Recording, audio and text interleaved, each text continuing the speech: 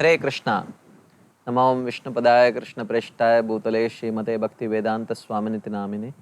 नमस्ते सारस्वती देवे गौरवाणी प्रचारिणे निर्विशेष शून्यवादी पाश्चात्य देशतारिणे। जय श्री कृष्ण चैतन्य प्रभु नित्यानंद श्री अद्वैत गदाधर शिवासादि गौर भक्तवृंद। हरे कृष्णा कृष्णा कृष्णा हरे हरे, हरे राम राम राम हरे हरे। हरे Krishna. So welcome back to the 8th day of this course, Demystifying Raganuga Sadhana Bhakti.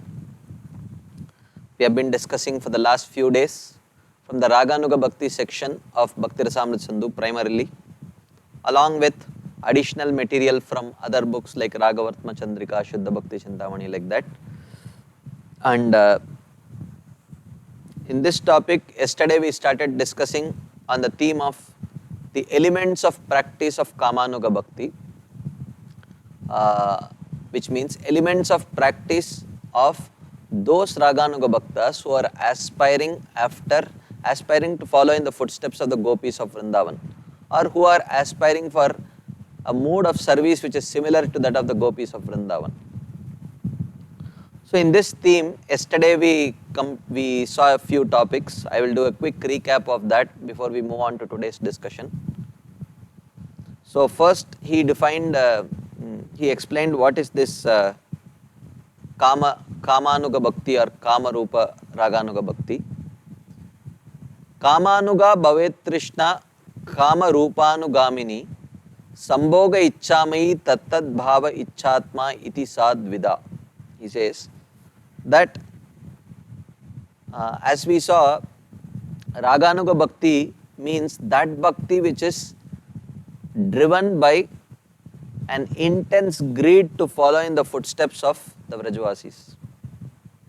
And if that intense greed is to follow in the footsteps of the gopis of Vrindavan, then it is called as Kamanuga Bhakti or Kamarupa Raganuga Bhakti. And this has two types, Sambhoga Icchamaya and Tattad Bhava Icchatmika.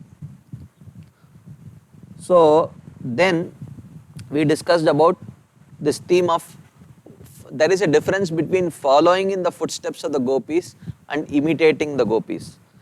So this is a problem because one class of people, they say that the gopis did not follow Ekadashi, they did not follow,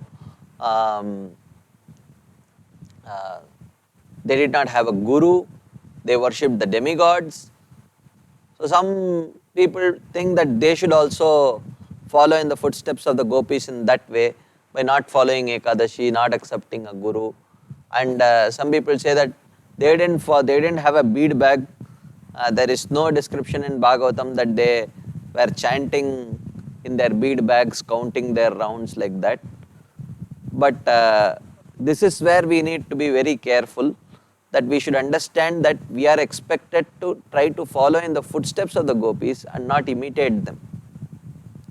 So certain things can be followed internally, certain other things we can never follow, we cannot imitate.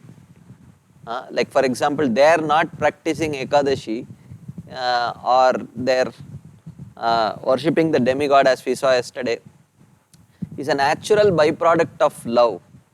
But that kind of spontaneous love, even a Raganuga sadhaka does not have, so he cannot give up those things. He is still a sadhaka.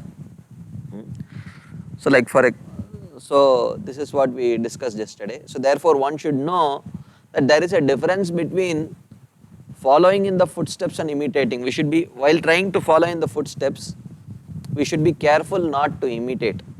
That is why we discussed yesterday that even on the path of Raganuga Bhakti, one cannot actually give up following the scriptures. One may not receive the prime impetus or inspiration from the scriptures, but at the same time, one cannot give up following the scriptures.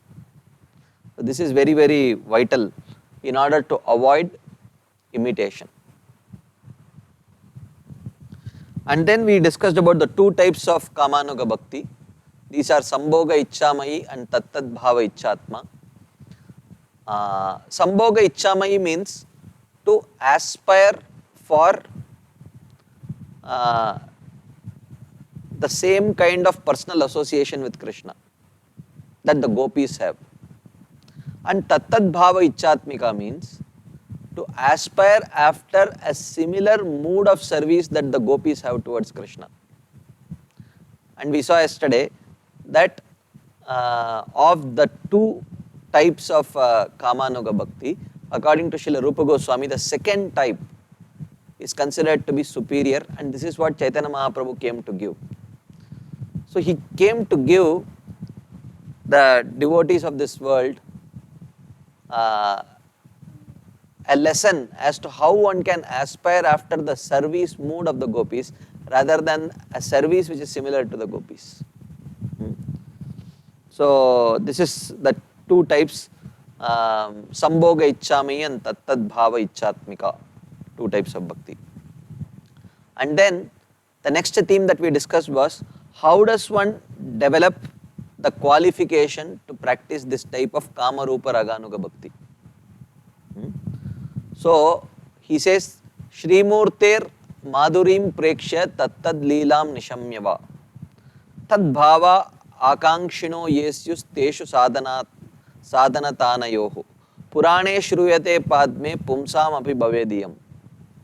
Srila Rupa Goswami says that predominantly by worshipping the deity forms of the Lord and by hearing the pastimes of Krishna with the gopis, for a person who is qualified to do so.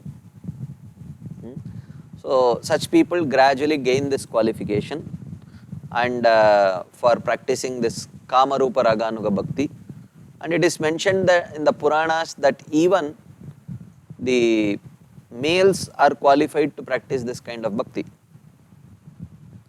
So in this context, we discussed about from the Ramayana, the episode of the rishis of Dandakaranya who were very much inspired reading the pastimes of Krishna with the gopis in Vrindavan, and they were because they had very wonderful like-minded association.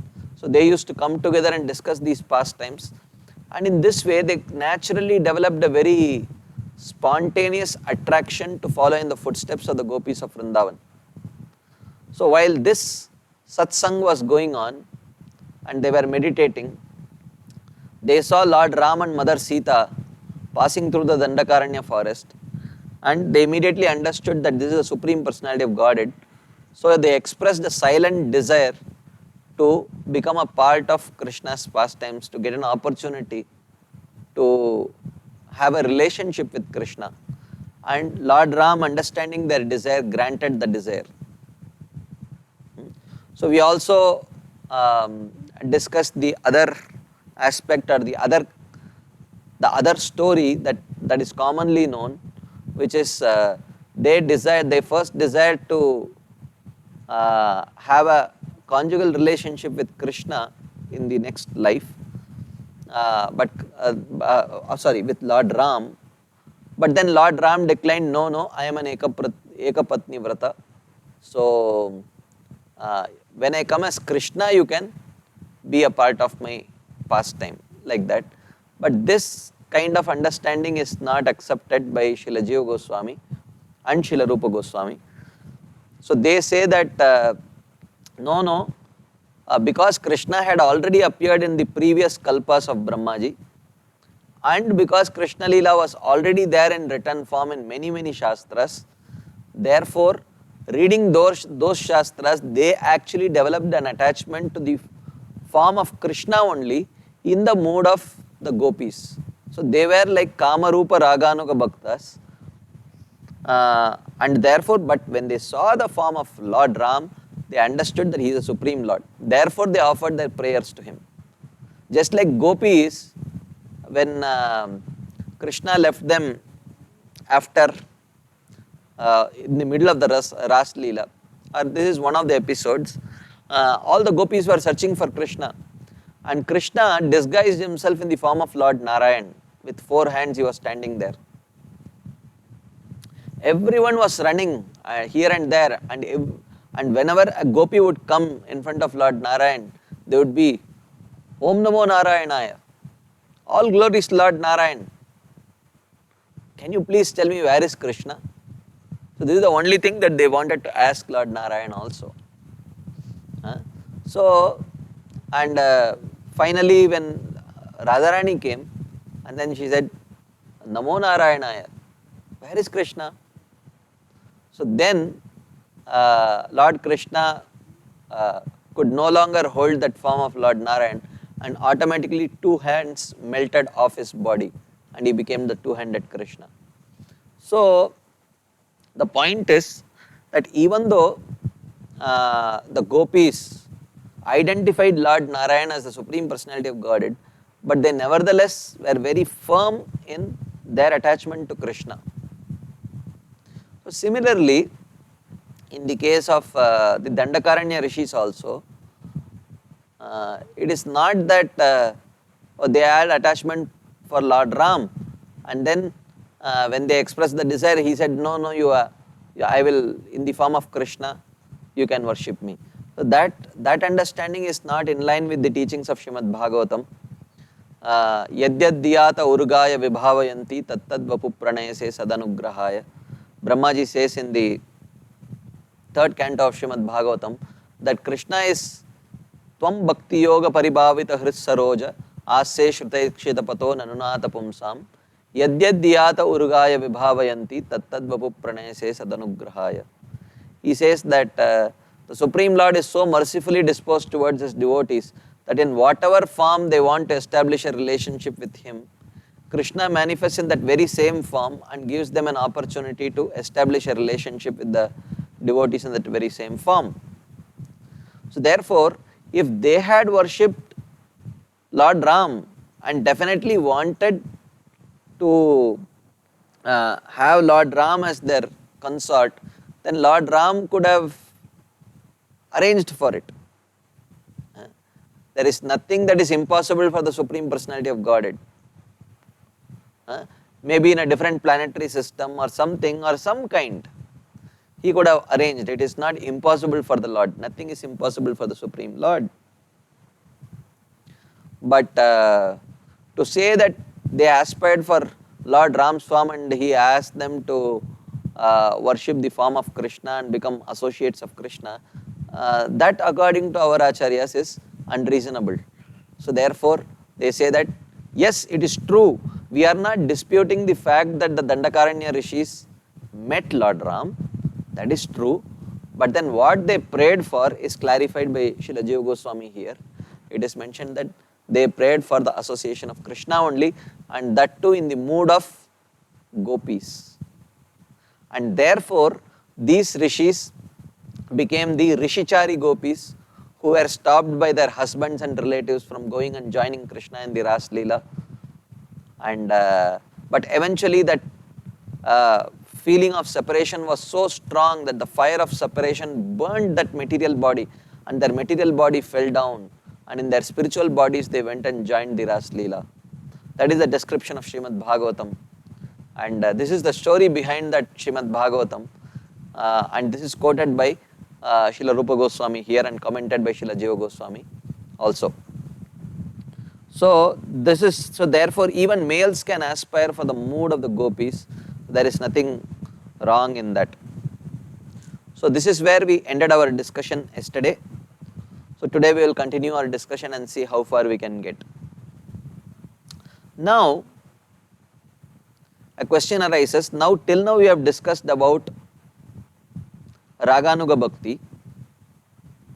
Now the question is, what if a person is practicing Vaidhisadhana Bhakti, but he is desiring for a conjugal relationship with Krishna? Which means he is not a Kamarupa Raganuga Bhakta, but he is a Vaidhisadhaka who is aspiring after a conjugal relationship with Krishna. So what will be the what is the destination of such a person? So he may practice Vaidhisadhana Bhakti, and by practicing Vaidhisadhana Bhakti he may attain the stage of Bhava and Prema and attain perfection. So now what is his destination? Srila Bhakti Rasamrita Sindhu mentions, Srila Rupa Goswami mentions in Bhakti Rasamrita Sindhu, Riramsam sushtu kurvan yo vidhi margena sevate Kevalenaiva satada mahishitvam iyat pure. He says that yaha vidimargena sevate.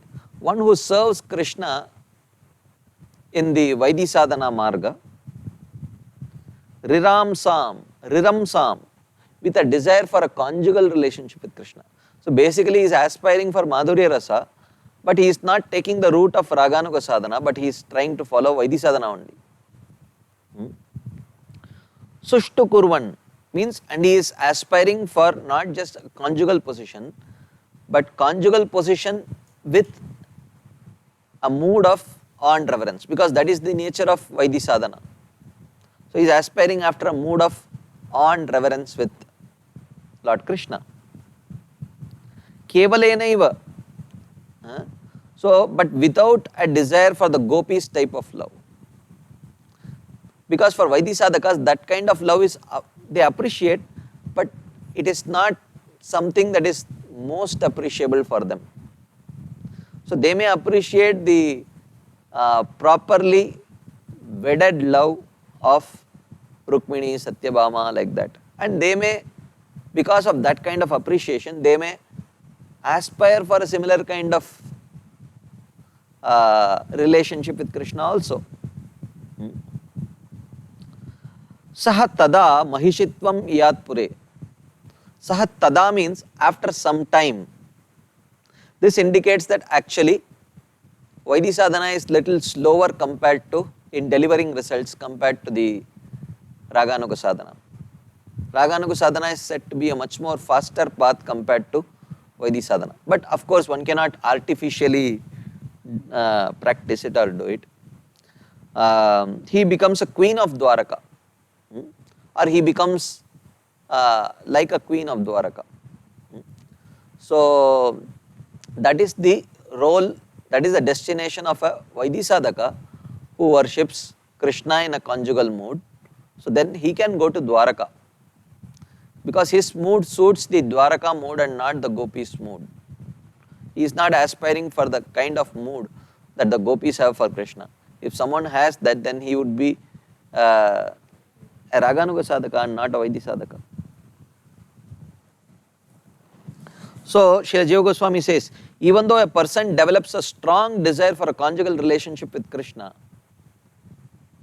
if that person thinks that I cannot give up all these rules and regulations of Vaidhi Bhakti, how can I please Krishna by giving up the rules and regulations of Vaidhi Bhakti?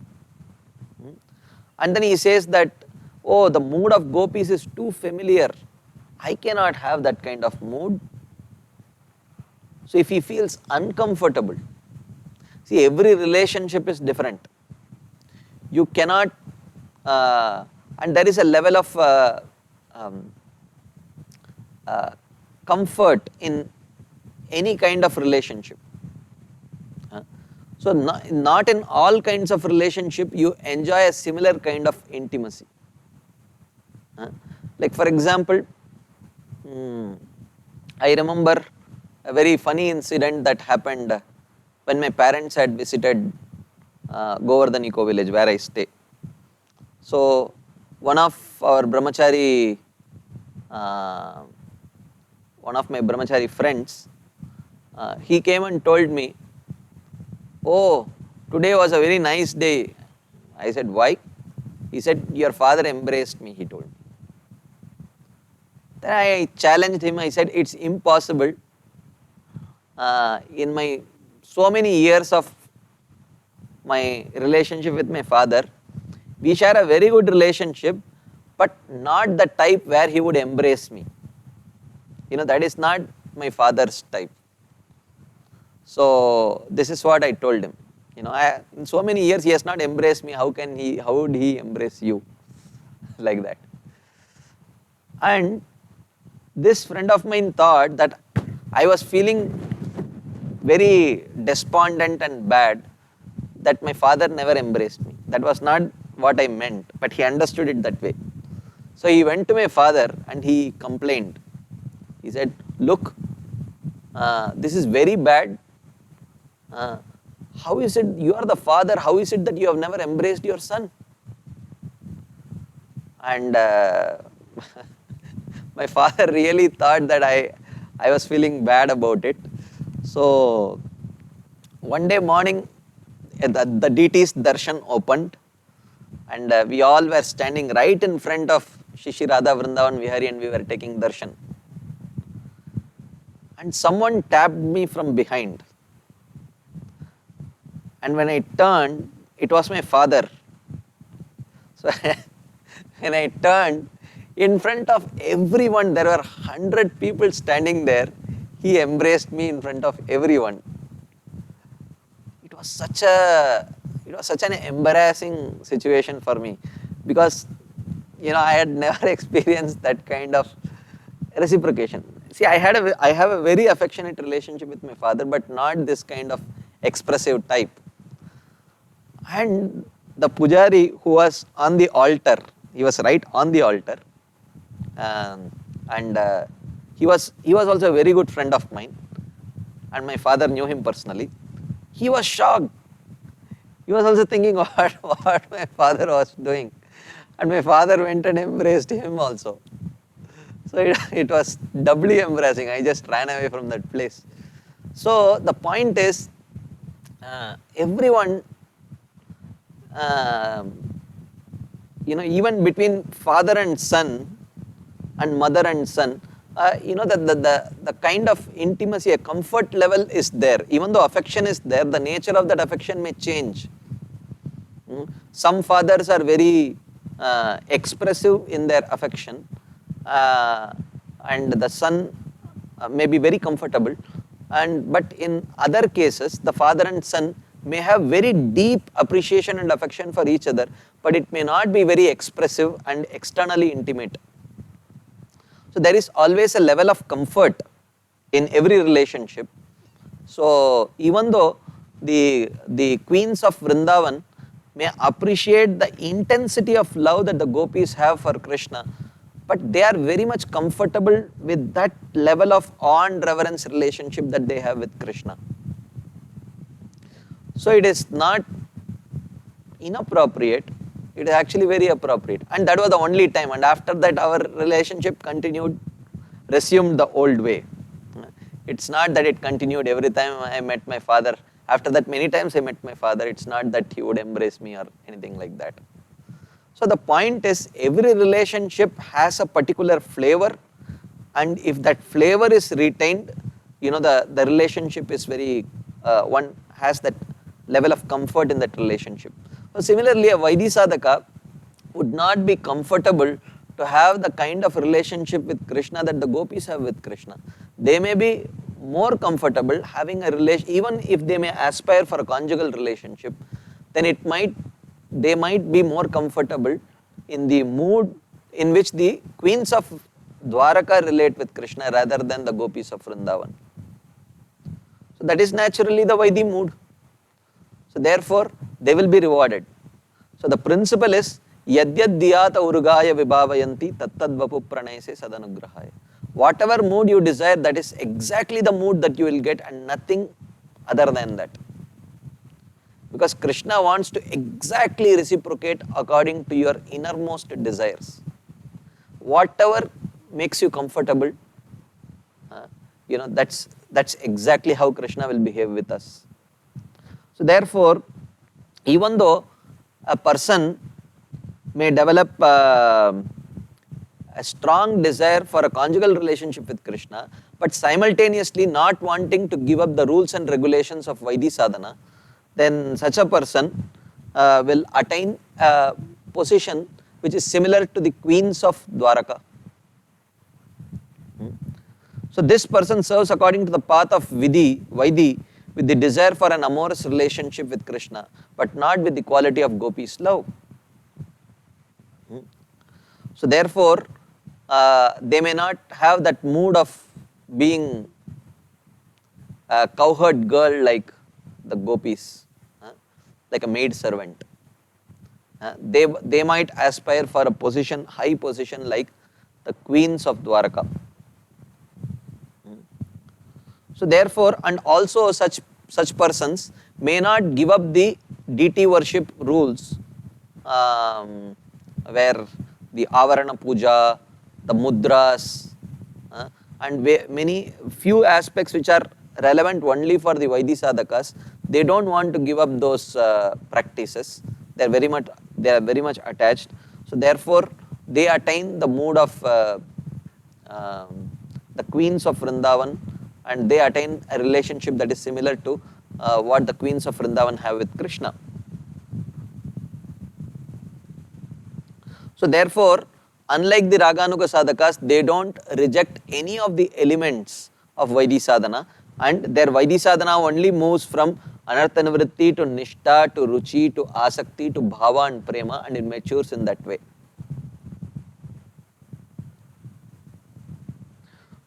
Okay, so and also as we saw, it is mentioned tada.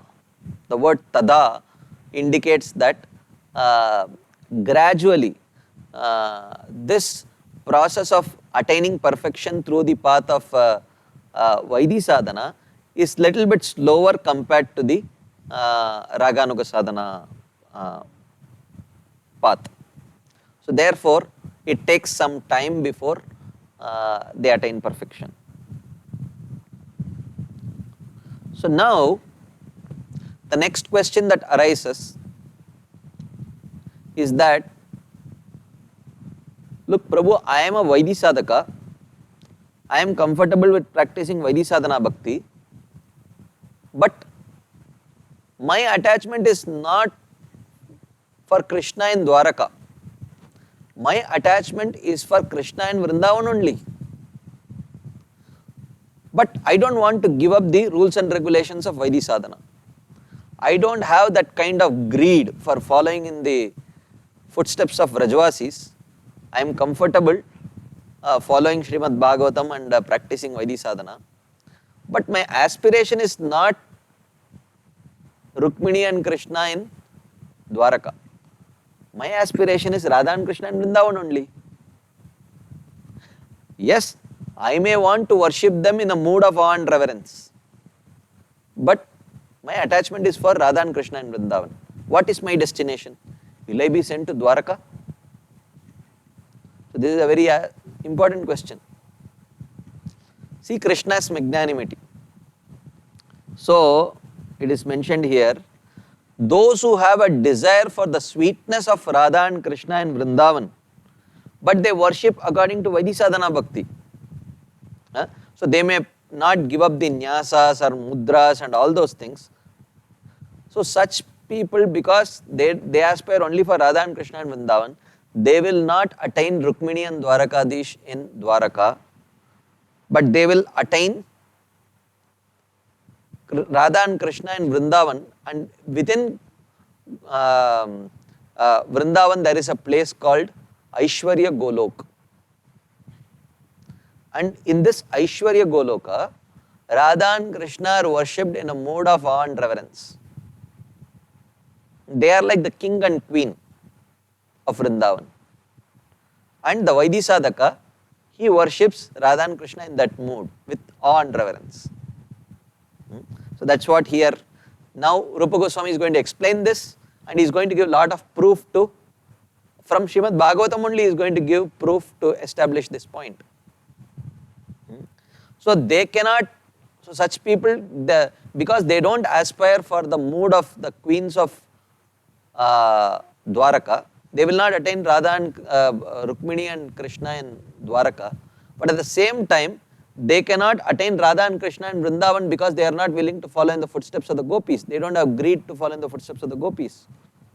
So therefore, because their worship of Radha and Krishna is filled with lot of Aishwarya Gyan, or predominance of awareness of Krishna's supremacy, and their mood is filled with lot of awe and reverence, they attain Radha and Krishna in a small portion of Vrindavan, which is called as Goloka.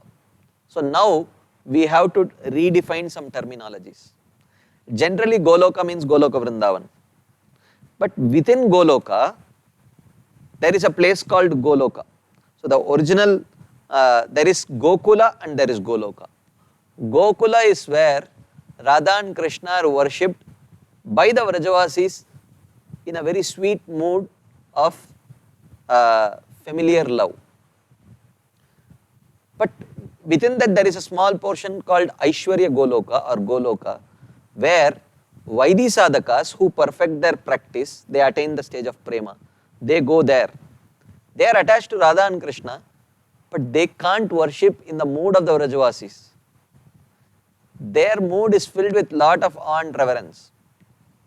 So they worship Radha and Krishna there as the king and queen of Vrindavan with lot of awe and reverence. So therefore, since they have a predominance of awareness of Krishna as the Lord in worship according to the path of rules or Vaidhi sadhana, they attain Radha and Krishna in a portion of Vrindavan called Goloka in correspondence to that worship.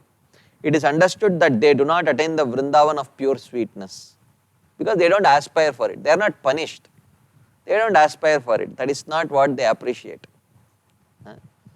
Sri Rupa Goswami has praised this Goloka as the portion of Vrindavan in his work called Stavamala. In Stavamala, Srila Rupa Goswami says, after thoroughly showing Vaikunta to his friends and relatives, with ease he brought them back to Vrindavan, since that place did not have pleasant inhabitants or a Vrindavan. May that Mukunda protect you. So this is Stavamala, where he says that he took Krishna of Vrindavan, took the residents of Vrindavan to a place called Vaikunta. But that Vaikunta is actually Aishwarya Golok.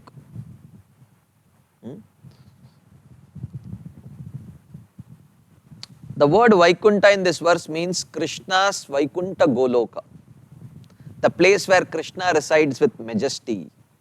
So Krishna has a crown and he is dressed in all kinds of royal regalia. Similarly, Radharani is also dressed like a queen. She doesn't look like a cowherd woman. And the Vaidhi sadhakas there are happy to worship Radha and Krishna in that mood. In the 10th canto, it is described how Krishna took all the cowherd men to Goloka, a Vaikunta, place of majesty belonging to Krishna, in order to illustrate the special sweetness of Vrindavan to them. So this is there in one or two places in Bhagavatam also this is mentioned, and we will see those verses now. This comes in the 10th canto, 28th chapter, the next 3 verses we are going to see. Iti sanchintya Bhagavan Mahakaruniko Harihi Darshayamasa Lokam Swam Gopanam Tamasaparam. Iti sanchintya Bhagavan. Krishna, thus thinking in this way, Mahakaruniko Harihi, the supremely merciful Lord Hari, thinking in this way, Darshayamasa Lokam Swam, he showed his own abode, Gopanam Tamasaparam, unto the Gopas he showed his own abode, which is beyond material darkness. Which is this abode? Which abode did he show? Tetu Brahmahridam Nita Magnaha Krishnena Chodritaha Dadurshuhu Brahmano Lokam Yatra Akruro Adyagat Pura. The cowherd men were brought by Lord Krishna to Brahmahrada, where Akrura had gone prior to the Bhagavatam narration, and were submerged in the water and then lifted up. The cowherd men saw that abode of the Lord. So which abode? Nandadayastu tam drishtva paramananda nirvritaha Krishnam cha tatra chandobhihi stuyamanam tu suvismitaha. So Nanda Maharaj also, Nandadayastu tam drishtva, even Nanda Maharaj and other Gopas, when they saw that abode of the Lord, Paramananda Nirvritaha, they were filled with lot of happiness when they saw that transcendental abode, which means that abode is not Goloka Vrindavan or Gokula, because they are already living in Gokula. Krishna need not show them that very abode that they are staying. So which place did he show? He says, Krishnam cha tatra chandobhihi stuyamanam suvismitaha. Krishna, they saw, the Vrajavasis saw that in that abode, Krishna was there. It does not say Lord Narayan, it does not say Lord Vishnu, it does not say Narasimhadev or whatever. It says Krishna only. Krishna was surrounded by the Vedas personified and they were offering Krishna prayers. Okay, so which means this cannot be Vaikunta, because in Vaikunta the form of Krishna is not there, and if Lord Narayan is there, they will not mistake Lord Narayan as Krishna. So Nanda Maharaj clearly, Nanda Maharaj and the other Vrajavasis saw that it was Krishna only. But Krishna was surrounded by the Vedas personified. So the Vedas personified glorifying Krishna is not in Goloka Vrindavan. In Goloka Vrindavan, Krishna is a simple cowherd boy. The Vedas personified don't come, and Krishna is not sitting in his darbar, and the Vedas personified are coming and glorifying Krishna. This does not happen in Goloka Vrindavan. In Goloka Vrindavan, he is not a king. So therefore, it is mentioned here that Nanda Maharaj and the other Vrajavasis identified that this is Krishna. It was not any other form. It was not Narayan form. He was not there with 4 hands. It was 2-handed Krishna only. But the personified Vedas are glorifying Krishna. Srila Jiva Goswami explains, Brahmano Lokam described in the 10th canto verse is Goloka, the planet of Krishna, who is the supreme Brahman in human form. Param Brahma Narakriti, it is mentioned in Bhagavatam. It is not the Vaikunta planet with Lakshmi. The Bhagavatam verse says that Krishna showed them Swam Lokam, his own planet. Krishna does not have a planet of Vaikunta with Lakshmi. Even though Lord Narayan is an expansion of Krishna, but still Krishna in his form as Krishna, he does not have any pastimes with Mother Lakshmi. Only in his form as Narayan. So therefore he did not show the 4-handed form of Lord Narayan and Mother Lakshmi in Vaikunta. Verse 17 describes Krishna as being praised by the Vedas. It is impossible that there would be pastimes of Krishna in Lakshmi's Vaikunta. It is not possible. Thus, Brahmano Lokam refers to a planet of Krishna and not Vishnu, called Goloka with majesty. This is called as Aishwarya Goloka. This is described little more in detail in books like Brihad Bhagavatamrita by Srila Sanatana Goswami, Laghu Bhagavatamrita by Srila Rupa Goswami, and in Jiva Goswami further describes this in his Shed Sandarbhas. So this is described in detail. But it is briefly mentioned here that yes, within Goloka Vrindavan, there is a place for Vaidhi Sadhakas also. Like that. So even though Vrindavan is generally aspired for by Raganuga Sadhakas, but nevertheless, some Vaidhi Sadhakas who may aspire to worship Radha and Krishna in a mood that is different from the Vrajavasis, they also have a part. Just like in a building, you may have, I am sorry for this very not so pleasant example that I am giving, but nevertheless I cannot think of any other example. Just like if you go to a particular building, let's say, a public building, there may be many public washrooms for normal people, but sometimes you may also have a place for a handicapped washroom. A washroom that the handicapped people can use also.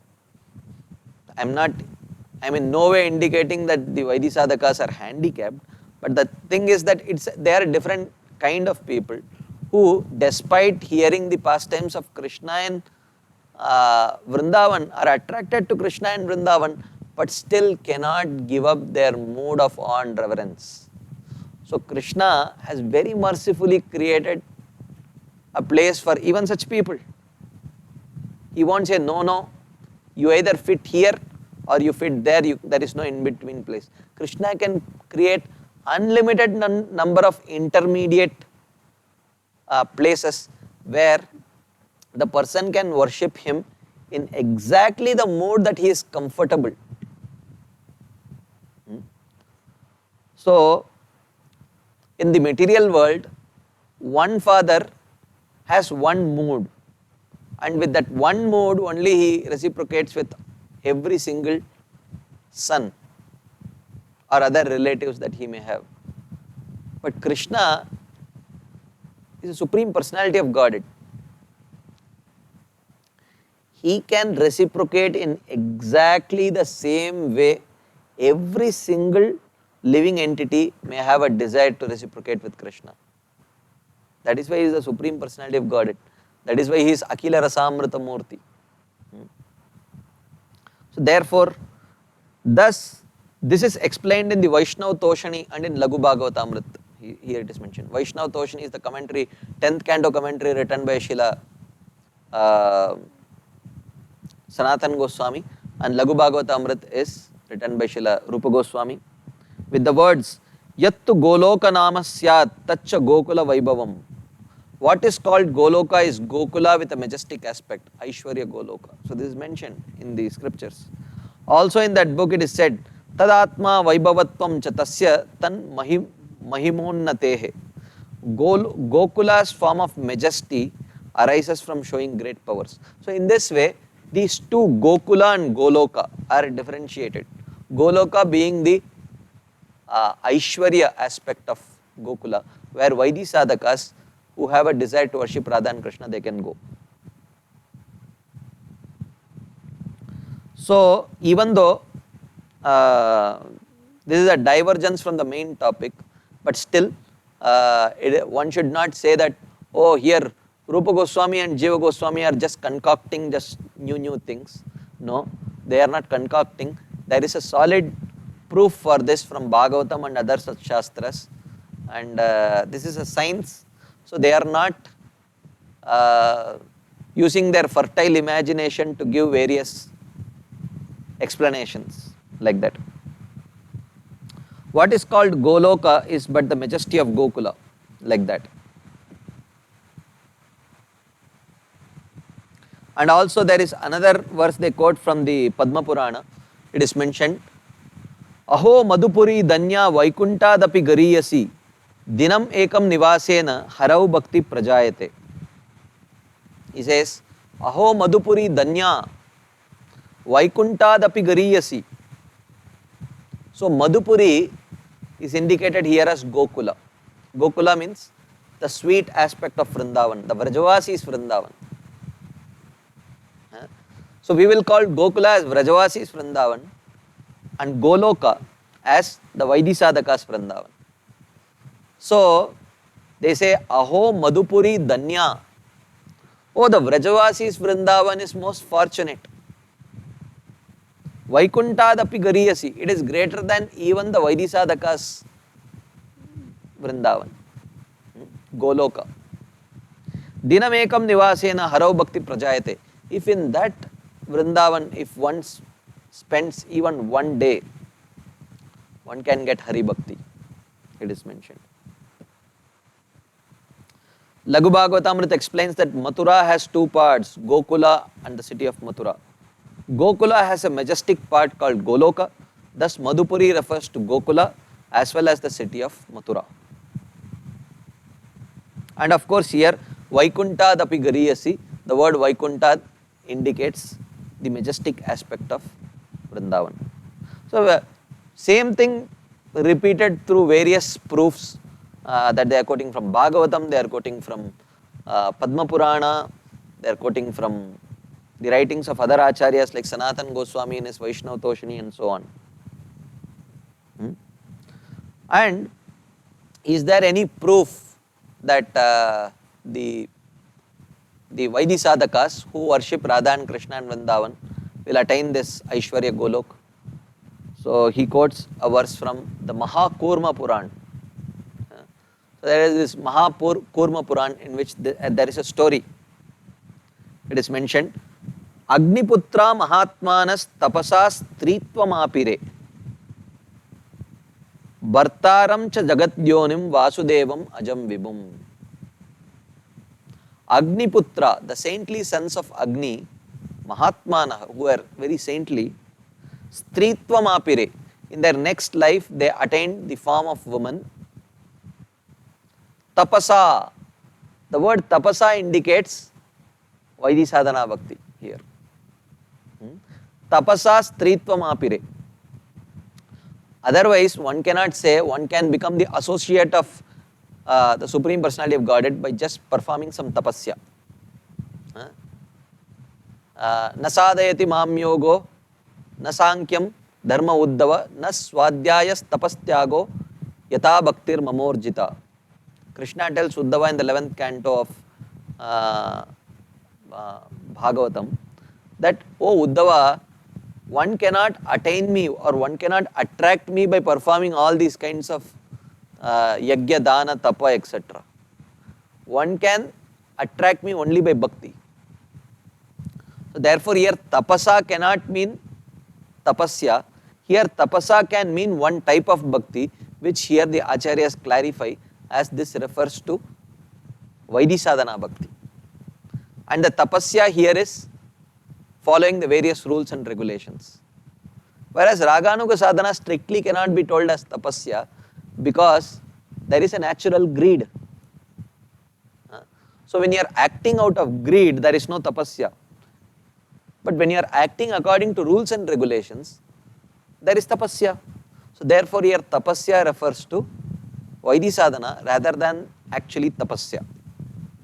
Tapasa stritvam and after becoming women, Bhartaram, they attained Krishna as their husband. So Bharta means husband. So whereas the gopis, their relationship with Krishna is not that as husband, but it is parakiyaras or unwedded love. So it is mentioned that these Agniputras, they attained Krishna only, but they didn't attain Krishna in a mood similar to that of the gopis, but they attained Krishna as their husband. So this is one proof that Srila Rupa Goswami is giving from the Maha Kurma Puran, in which there is the example of the sons of Agni attaining Krishna as their husband in their next life because of practicing Vaidhi sadhana bhakti. So therefore when a Vaidhi sadhaka desires a conjugal relationship with Krishna in Vrindavan, then they attain Krishna in Vrindavan only.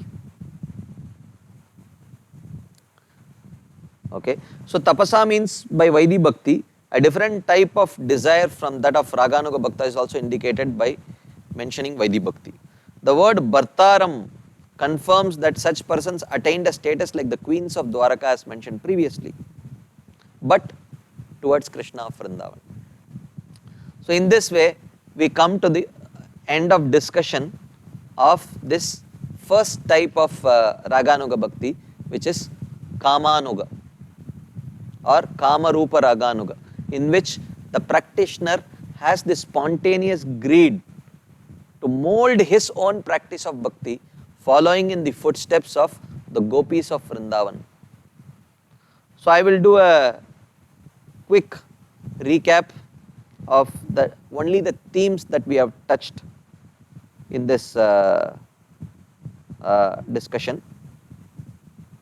Just give me a few seconds before I just scroll back and then we can start discussing. I'll do a very quick recap of what we have seen today and then we can move on with the next theme.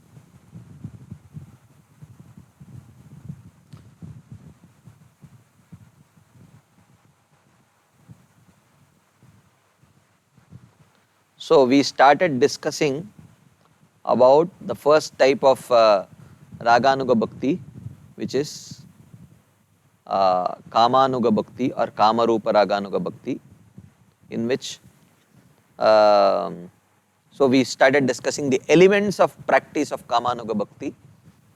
So first he defined by telling Kamanuga bhakti means just as Raganuga bhakti is driven by greed to follow in the footsteps of Vrajavasis, when that greed takes the form of specific form of wanting to follow in the footsteps of the gopis of Vrindavan in that mode, then that is called as Kamanuga bhakti, and it has two types, Sambhoga Ichchamayi and Tattad Bhava Ichchatmika. And the next, within that we discussed this theme as to how there is a difference between following in the footsteps and imitation. Following in the footsteps means being genuinely inspired to follow in their footsteps, but following them with the guidance of the Guru, Sadhu and Shastra. So their primary inspiration is coming from the lives of the gopis, but they are very much eager to take guidance from Guru, Sadhu and Shastra. In this way, when they take guidance from Guru, Sadhu and Shastra, they don't whimsically reject some rules and regulations which a Raganuga Sadhaka is expected to practice. They don't give up following Ekadashi, even though the gopis may not have. They don't give up chanting regular number of rounds in their beads, even though the gopis did not. Why? Because they are not whimsically trying to follow. Whimsically trying to follow is imitation. Even though one may have inspiration, but willingness to take guidance from Guru, Sadhu, Shastra is called as following in the footsteps. The next theme that we discussed was that we tried to understand these two types of Kamanuga Bhakti, which is Sambhoga Ichchamayi and Tattad Bhava Ichchatma. In that, we saw the definition of the two. Sambhoga Ichchamayi means one who aspires for a service similar to that the gopis have towards Krishna. Whereas Tattad Bhava Ichchatmika Bhakti is where one is not aspiring for that service, but one is aspiring for that loving mood of service that the gopis have towards Krishna. And according to Srila Rupa Goswami, this is the type of bhakti that Chaitanya Mahaprabhu came to give, which is specifically called as the mood of the Manjaris. And how does one get the qualification to practice this kind of Kamarupa Raganuga Bhakti? He says, Shri Murter Madhurim Preksha Tattal Dilam Nishamyava. Through deity worship, worshipping the deity forms of the Lord, especially the forms of Radha and Krishna, Lalita, Vishaka, like that, and by hearing the Leela which Krishna performed along with the gopis, one gets that inspiration. And it is mentioned that even males can aspire for the forms of gopis. That was the next theme that we discussed. And in this we discussed from the episode of Ramayana how Dandakaranya Rishis, even though they were males, they aspired for the form of gopis serving Krishna, and Lord Ram awarded them that boon. And next time when Krishna appeared, they all took, or wherever Krishna appeared next in the Brahmanda, they went there and they became the Rishichari gopis. So this example we saw. The next theme that we discussed was, what about Vaidhi sadhakas, not Raganuga sadhakas, but who desire a conjugal relationship with Krishna. So such people, because they do not have that greed to follow in the footsteps of the gopis, they may not, even though they may have appreciation for the intensity of love that the gopis have towards Krishna, but in terms of form of love that they aspire, they may aspire for the form of love which is filled with awe and reverence which the queens of Dwaraka have towards Krishna in Dwaraka. So therefore, such people, such aspirants, they who are Vaidhi sadhakas, who are comfortable with some kind of awe and reverence worship, they go to Dwaraka and they get the form similar to the queens of Dwaraka, where they can have a conjugal relationship with Krishna in wedded love, Swakiyaras. Now the question arises, what if a Vaidhi sadhaka is worshipping Krishna with awe and reverence, but not Krishna of Dwaraka, but Krishna in Goloka Vrindavan? What will he attain? Will he go to Dwaraka? Srila Rupa Goswami and Jiva Goswami give elaborate explanation and lot of proofs to establish that no, they will go to Goloka, or they will go to Vrindavan only in the spiritual world, but within that there is a place called Aishwarya Golok where such Vaidhi sadhakas can go and worship Radha and Krishna as the king and queen of Vrindavan in a mood of awe and reverence. So therefore, one need not worry that one will get exactly the same kind of opportunity to worship Krishna according to the mood they have cultivated and the mood they are comfortable worshipping Krishna. This we discussed. And also we saw many proofs that Srila Rupa Goswami and Srila Jiva Goswami were giving. And then we saw that how an example was given from the Mahakurma Puran about the Agniputras who also desired, through Vaidhi Bhakti, they desired to become the consort of Krishna, and they got an opportunity. So, in this way, we come to the end of discussion about this Kama Rupa Raganuga Bhakti or Kamanuga Bhakti. Elements of practice of Kamanuga Bhakti. Now, let's go to the next topic, which is elements of practice of Sambandhanuga Bhakti. Sambandhanuga, as we saw before, is relationship of Krishna with his parents or other elderly gopas in Vatsalya Ras, or with his friends in Sakhya Ras, or with some of the devotees in the mode of servitude in Dasya Ras. So Srila Rupa Goswami says, Sa Sambandhanuga Bhakti Prochyate Sadbiratmani Ya Pitritvadi Sambandha Mana Manana Aropanatmika. He says, Sadbir Prochyate, the devotees define Sambandhanuga Bhakti as Atmani Manana, in which there is a constant contemplation of oneself, Pitritvadi Sambandha, as a parent or as a friend or as a servant of Krishna, Aropanatmika, and identification with that role. So, we saw Kamanuga Bhakti as that greed taking the form of wanting to follow in the footsteps of the gopis, but in Sambandhanuga Raganuga Bhakti or Sambandha Rupa Raganuga Bhakti, there is that intense greed takes the form of a desire to follow in the footsteps of either Nanda Maharaj and Mother Yashoda, or Sridama and Subal in Sakhya Ras, and so on. That bhakti whose essence is concentrated contemplation of a relationship such as parent, and furthermore with identification of oneself in that role, is called as Sambandhanuga Bhakti. So one starts identifying himself in that role. The definition of Raganuga Bhakti has already specified that ideal persons whom one follows is an inhabitant of Vraja and not Dwaraka. So we saw Raganuga Bhakti means only Vrajavasi's love.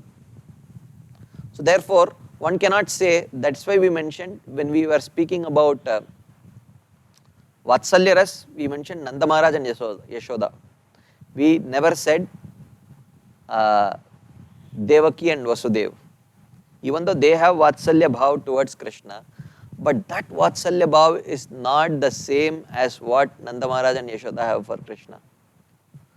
Mother Devaki and Vasudev, they have Vatsalya Bhav, but which is filled with lot of awe and reverence for Krishna.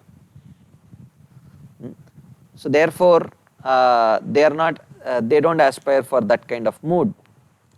Thus, identifying oneself as father in Dwaraka is excluded from Sambandhanuga Bhakti, which is a branch of Raganuga Bhakti. So this is not what is followed in Dwaraka.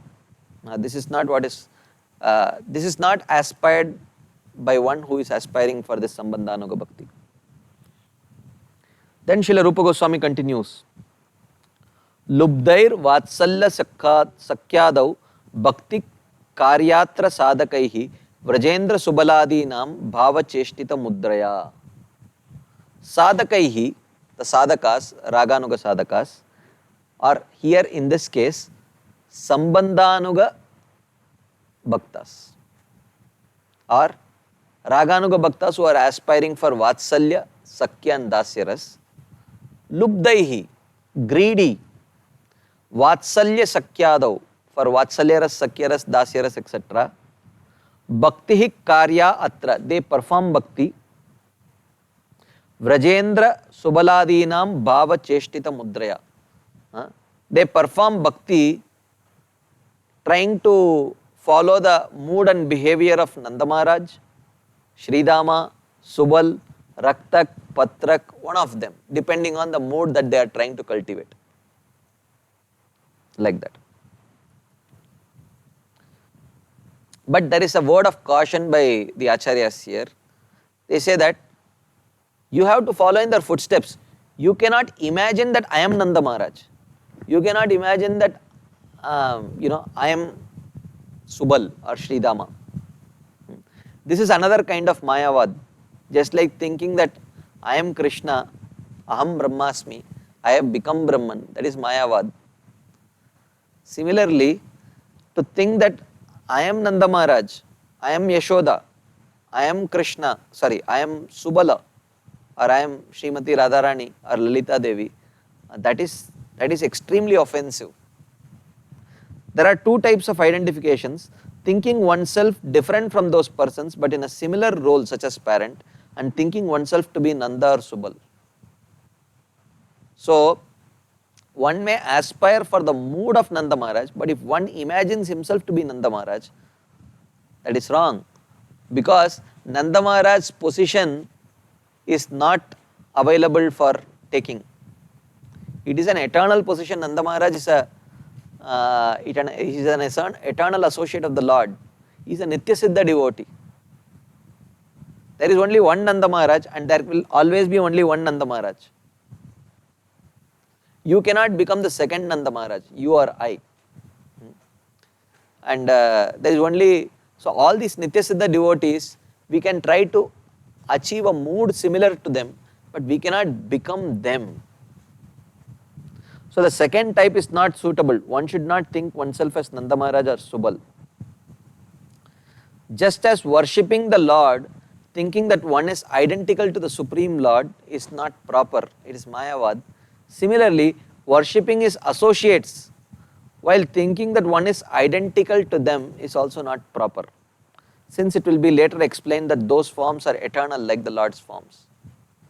So Nanda Maharaj's form is eternal. Not only is Krishna's form eternal, Nanda Maharaj's form is eternal, it's a Nitya Siddha form. Like that. One will commit offense to those associates through thinking of occupying their identities. If we think we can occupy their identities, it is a big offense.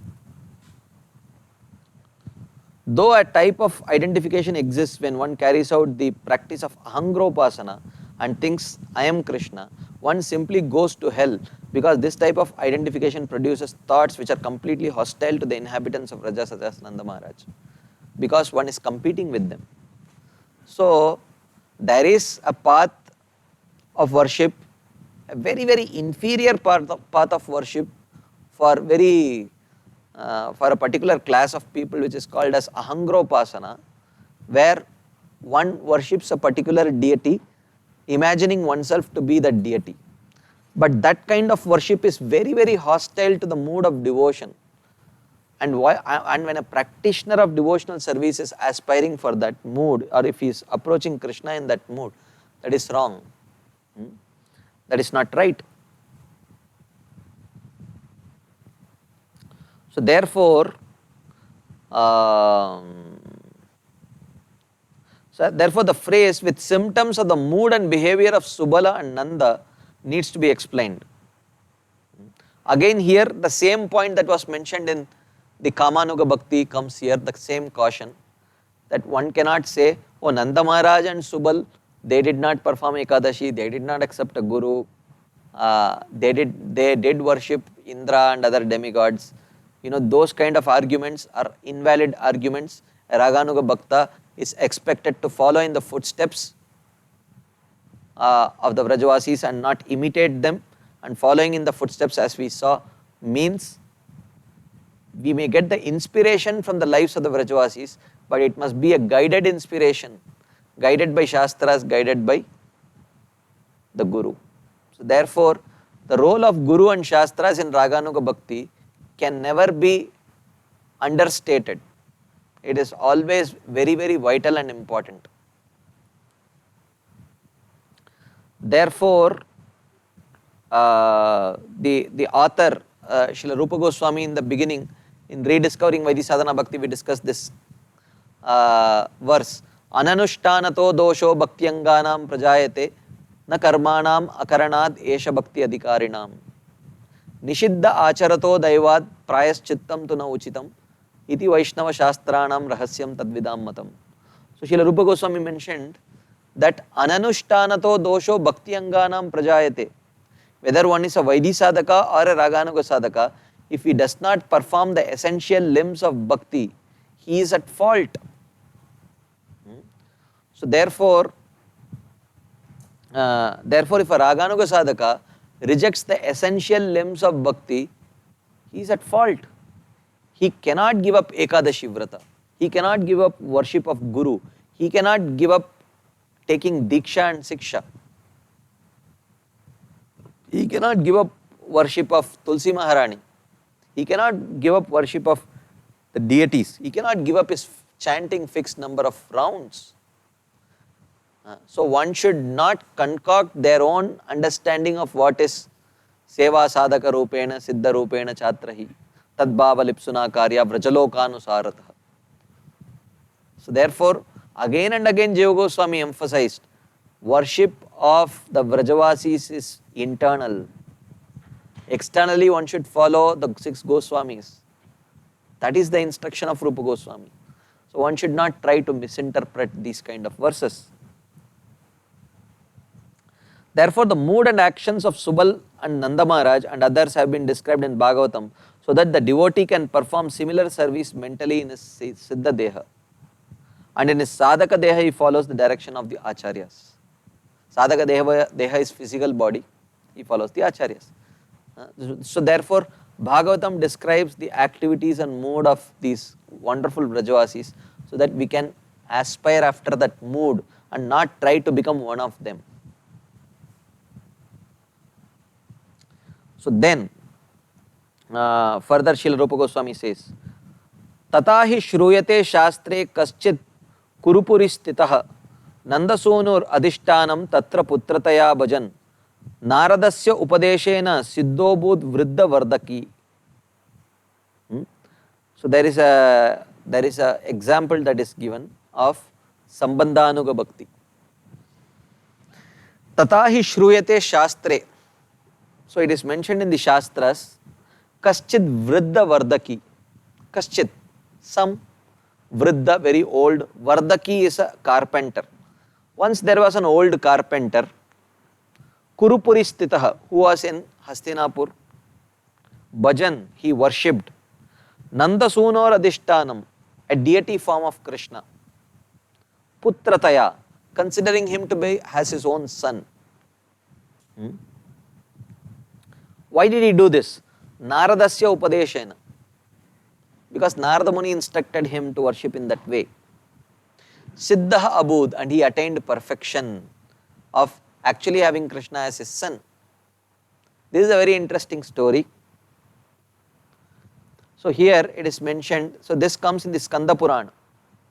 So this story comes in the Skanda Purana that this carpenter installed a deity form of Krishna, and he identified not himself not as Nanda Maharaj, but he heard and read the mood and service of Nanda Maharaj, and he developed a similar mood. And he considered the deity as being non-different from Krishna and worshipped the deity as his son. Okay. So therefore, the sadhaka should perform service to the deity form since he does not have direct contact with the Lord. Therefore, his sadhaka rupa service is with the direct form of the deity form of the Lord only. So, and he attained perfection, it is mentioned. So what does he mean he attained perfection? It is mentioned that this old carpenter in his next life, after he left the body, he was born as one of the older Vrajavasis. So when he became one of the older Vrajavasis, he naturally had a Vatsalya prem towards Krishna, which he may not have had the opportunity to show that parental affection more intimately during the normal days. But during Brahma Vimohan Leela, when Krishna himself took the form of all the cowherd Gopas, the younger Gopas, friends of Krishna, he took their form, and he also took the form of the calves. And when he took the form of the cowherd boys and went to these homes of the other Vrajavasis, they had such unprecedented affection for their own children because it was Krishna. So they got an opportunity to, for one full year, they got an opportunity to serve Krishna as the parents, what they aspired for, more intimately. So therefore, this story from Skanda Puran proves that, is the proof that Srila Rupa Goswami gives, that Sambandhanuga Bhakti, one may aspire for the mode of a parent or a friend or a servant, and when one worships Krishna in that mood, Krishna eternally offers a position in the spiritual world which is similar to that mood. And also, Srila Jiva Goswami quotes another story, again from Skanda Puran. There is, this story was spoken by Sanat Kumar to King Prabhakar. He said, though the king was without a son, he did not desire one because he thought that was his karma. Thinking of Krishna, the eternal Lord of the universe, the soul of all, and the object of Upanishadic knowledge as his son, he installed him with Abhishek as the king. He did not pray for a son, but the Lord became his son. So there is another story of King Prabhakar, who did not have a son, but under the direction of Sanat Kumar, he installed a deity form of Krishna as the son. He did Pattabhishek, coronation, kingly coronation of that deity form, and actually Krishna in his next life actually became his son. Then he Rupa Goswami continues by offering his obeisances to those kind of Sambandha Rupa Raganuga Bhaktas or Sambandhanuga Bhaktas who may have relationship with Krishna, who may aspire for relationship with Krishna in the mode of Vatsalya, Sakya and Dasya. He says, Patiputra Suhud Bhratra Pitruvad Mitravad Harim Ye Dhyayanti Sadodyuktas Tebhyo Piha Namo Namaha. Namo Namaha. I offer my respectful obeisances repeatedly to those Tebhyo Ye Dhyayanti Sada Udyuktaha. With great eagerness, they constantly meditate upon Lord Hari as Pati, Putra, Suhrid, Bhratra, Pitruvad.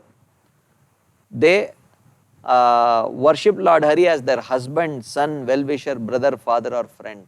I offer my obeisances to them, like that Srila Rupa Goswami offers his obeisances. So, Rupa Goswami ends this theme, this section of Raganuga Bhakti. Of course, we have few more themes from that I have compiled that we will discuss, but the Bhakti Rasamrita Sindhu portion of Raganuga Bhakti ends with this particular verse. Then he moves on to the next wave, third wave on Bhava Bhakti. So Srila Rupa Goswami says, Krishna Tadbhakta Karunya Matra Labhaika Hetuka Pushti Margataya Kaischid Iyam Raganugochate. Krishna Tadbhakta Karunya Matra, the mercy of Krishna and his devotees, Labha Eka Hetuka, is the only cause of attaining Raganuga Bhakti. Either Krishna's mercy or his devotees' mercy. And some Kaischid Uchyate Iyam Raganuga Pushti Margataya. The followers of Vallabhacharya, they call this path of Raganuga as Pushti Marga. Like that. But their understanding of Pushti Marga is slightly different from the Raganuga Bhakti that is described here by Srila Rupa Goswami. It is not exactly the same. Their practices are quite different, but somewhat there is some similarity of mood, like that. This is the name given by the followers of Vallabhacharya. The use of the word matra only is used in this sentence to defeat the false proposition that offering of karmas sometimes acts as a cause of Vaidhi Bhakti. So, so just as Vaidhi Bhakti one can get only by mercy, Satam Kripa, Mahat Seva, Agyata Sukriti, Shraddha and so on. Similarly, to get this Raganuga Bhakti also, mercy is the only way. One cannot think that, oh, I have perfectly performed Varnashram, I have perfectly performed Jnana, so therefore I should become qualified for Raganuga Bhakti. This is not right. One can get Raganuga Bhakti only by mercy. Okay. So now, the next theme would need some discussion. So I would rather prefer to start this next theme tomorrow rather than now, even though we have about 13-14 minutes still left.